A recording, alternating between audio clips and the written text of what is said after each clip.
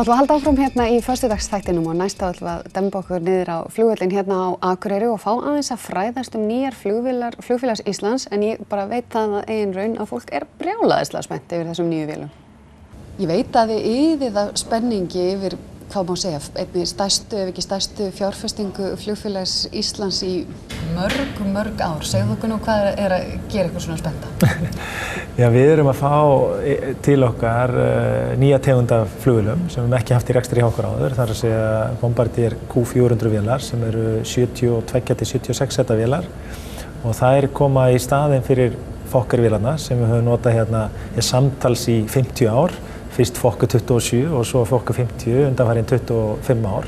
Þannig að þetta verulega mikil breyting á félaginu og við erum mjög spennt að kynna þessar nýju vélar, þessar nýju tegundar vélum á markanum hér. Og hvers vegna stækka og hafa fleiri sæti? Er eftirspurnin að aukast?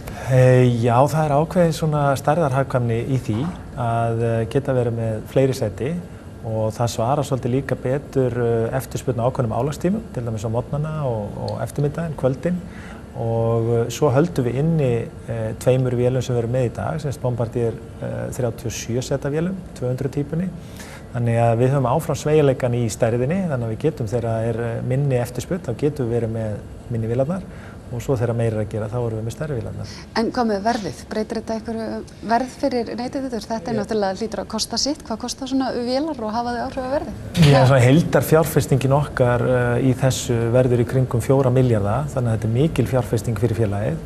Og við gerum ráð fyrir því að þetta muni ekki hafa áhrif á verðið. Það verður ákveðið hagræði í því að taka inn stærri vélar.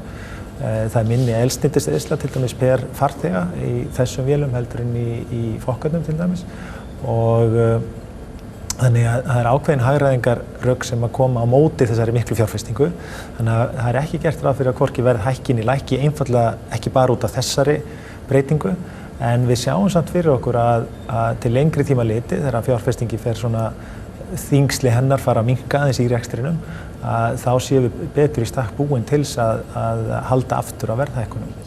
En svona málmálana, það auðvitað bara verðið per se og ég veit að við erum ekki að fara kannski að leysa það núna en það rætt náttúrulega rosalega mikið um það og auðvitað til fólk kannski gjarnt á það að bera dýrasta verðið ykkar saman við ódýrasta tilboð sem gerist til útlanda og þá nú yfirleitt hægt að komast til Spánar fyrir minna verð heldur en milli Akureyrar og Reykjavíkur sem kannski ósanngjarnt en enga síður. Þetta töluverðir fjármunir fyrir fólk að borga til þess að fljúga á milli og skiptir miklu máli þar sem það þarf í ýmsu samhengi að sækja mikið suður.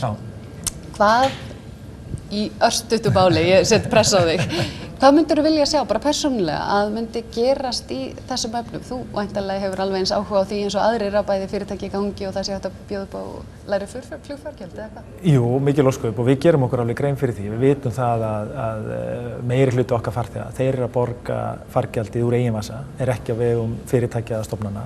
Þannig að verðlag skiptir auðvitað gífurlega miklu máli og þess vegna fyrir nokkrum árum síðan kvörtuðum við mikið undan því þegar hið opinbera var að hækka opinber gjöld og þjónustugjöld á flugið, sérstaklega á innanlandsflugið og það var starfandi núna hópur á vegum innanríkisráðherra á síðasta ári sem var að fara yfir þessi mál og skoða möguleika hvernig væri hægt að lækka gjöld eða lækka fargjöldin og þá gjöldin líka á innanlandsflugið. Og ein leiðin sem að sá hópur komst að niðurstöðum væri að það væri með því að taka þessi gjöld sem við erum rukkuðum, lendingargjöld og farþegaþjónustugjöld og annað slíkt, ef þau eru fjármögnuð að fullu af ríkinu, þá væri möguleiki að lækka fargjöldum alltaf 10–15%. En kannski áður en ég sleppi þér, hvað eiga vélarnar að heita?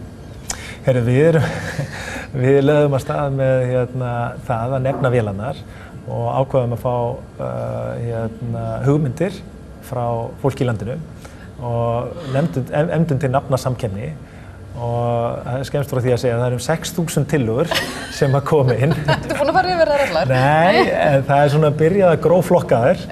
Og Ég sé það á þér að sumar tillögurnar eru mjög fyndnar. Já, það var alveg hægt að skemmta sér við þeim, sko, svona þessum sem stóð út úr. En þetta verður bara mjög gaman að finna hvað áhuginn er mikill og við vitum það að okkar rekstur hann skiptir máli og samgöngur, góðar samgöngur skipta máli allt land. Þannig að við eru núna að fara yfir þetta og það verður bara spennandi að sjá niðurstöðuna því. Glæsilegt, takk fyrir spjallið og það verður gaman að sjá nýju vélarnar birtast hérna fyrir norðan eins og annars staðar á landinu. Já, takk fyrir það, sömuleiðis.